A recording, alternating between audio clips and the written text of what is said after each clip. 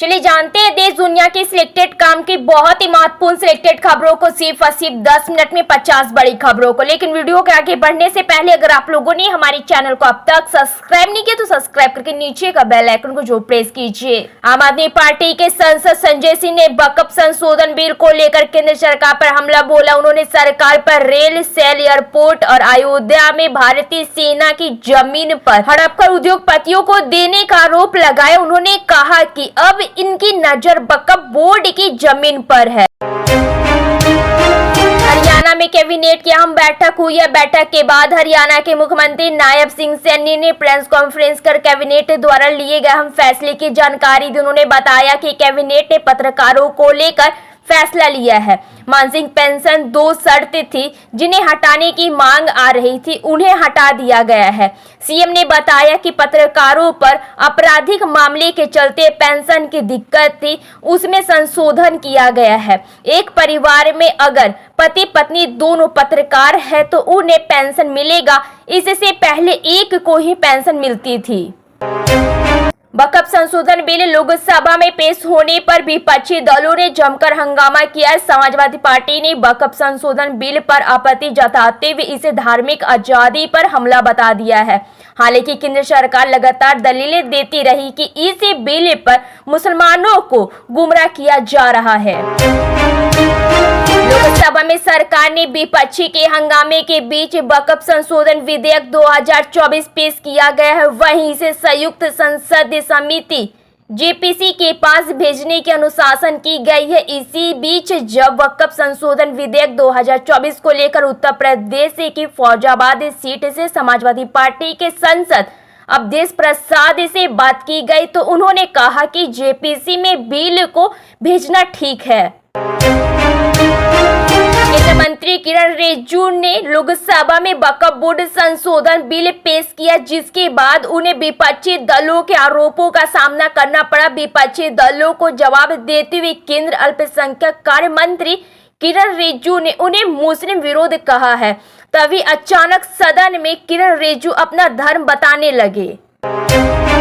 Doctor Mohan Yadav ने कहा है कि प्रधानमंत्री नरेंद्र मोदी द्वारा पौधारोपण के लिए आरंभ किया गया एक पेड़ मां के नाम कार्यक्रम पर्यावरण संरक्षण और वसुधारा को संवारने के उनके मन के भाव और संकल्प का प्रकटीकरण है। केरल के वायनाड में 10वें दिन भी रेस्क्यू ऑपरेशन जारी। अब तक 413 लोगों के शव मिल चुके हैं। 150 से अधिक लोगों का अंग मिल चुका है। वहीं 160 से अधिक लोगों को लापता बताया जा रहा है। एनडीआरएफ के टीम समेत बचाव के लिए करीब 1000 लोग रेस्क्यू ऑपरेशन में शामिल है। राज्यसभा के सभापति जगदीप धनखड़ ने विपक्षी सांसदों के व्यवहार को लेकर कहा, रोजाना सदन में मेरा अपमान हो रहा है, आपकी हिम्मत कैसी हुई आसन पर चिल्लाने की। उन्होंने कहा, आप लोग यह दिखाने की कोशिश कर रहे हैं कि मैं जिस पद पर हूं उसके लायक नहीं हूं। इसके बाद सभापति सदन छोड़कर चले गए। राज्यसभा में विनेश फोगाट के मुद्दे पर चर्चा से इंकार किए जाने पर विपक्ष ने सदन में वॉकआउट कर दिया। विपक्ष के वॉकआउट पर सभापति जगदीप धनखड़ ने कहा है, वे विपक्ष सोचते हैं कि केवल वो ही हैं जिन्हें दुख हो रहा है। इस मुद्दे का राजनीति करना उस लड़की विनेश का सबसे बड़ा अपमान है। केंद्रीय मंत्री जेपी नड्डा ने रेसलर विनेश फोगाट को पेरिस ओलंपिक फाइनल से असहयोग घोषित किए जाने को लेकर राज्यसभा में कहा, विनेश पक्ष या विपक्ष का सवाल नहीं है, देश का सवाल। उन्होंने कहा, मैं आपको आश्वस्त करना चाहता हूं कि भारत सरकार, खेल मंत्रालय और आईओसी के सभी मोर्चे पर समाधान की कोशिश की। सरकार ने वक्फ संशोधन विधेयक 2024 लोकसभा में पेश कर दिया। केंद्रीय मंत्री किरण रिजिजू ने इस संशोधन विधेयक को निम्न सदन में पेश किया। सदन में इस विधेयक का विरोध कांग्रेस सहित इंडिया गठबंधन के दलों ने किया। इस बिल का विरोध करते हुए कांग्रेस ने कहा है कि यह विधेयक मौलिक अधिकारों के खिलाफ है। महाराष्ट्र उप मुख्यमंत्री अजित पवार ने कहा है कि अगर बीजेपी या शिवसेना ने उन्हें मुख्यमंत्री पद की पेशकश की होती तो वह पूरी राष्ट्रवादी कांग्रेस पार्टी अपने साथ ले आते। मुख्यमंत्री एकनाथ शिंदे की जीवनी योद्धाकार योगी एकनाथ शिवाजी शिंदे किताबे के विमोचन के मौके पर पवार ने कहा, सभी आगे बढ़ गए हैं और मैं पीछे रह गया। हरियाणा कैबिनेट की हुई बैठक में राज्य के विभिन्न विभागों में कार्यकर्ता 1.20 लाख अनुबंधित कार्य योगी की नौकरी उनके रिटायरमेंट तक पक्की किए जाने का प्रस्ताव पास हुआ है। इस योजना का लाभ ऐसे कर्मियों को मिलेगा जिन्हें नौकरी करते हुए 5 साल या उससे भी अधिक समय हो गया है।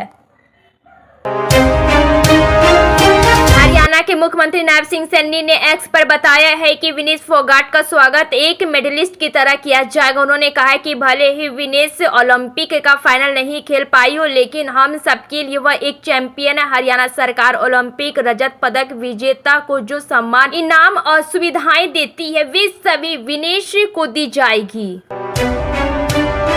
महाराष्ट्र में जल्द ही लोकसभा चुनाव होने हैं। चुनाव से ठीक पहले महाराष्ट्र की राजनीति गर्मा गई है। दरअसल उद्धव ठाकरे 3 दिनों से दिल्ली दौरे पर है और इंडिया गठबंधन के नेताओं से मुलाकात कर रहे हैं। वक्फ एक्ट संशोधन विधेयक 2024 को लोकसभा में पेश किया गया। हालांकि अब उसे जेपीसी के पास भेजने की सिफारिश की गई है। विपक्ष द्वारा इस विधेयक का विरोध किया जा रहा है, जिस पर बीजेपी के सांसद मनोज तिवारी ने कहा है कि यह बिल मुसलमानों के खिलाफ नहीं, बल्कि इसमें मुस्लिम समाज की महिलाओं और बच्चों के लिए सुंदर व्यवस्था की गई है।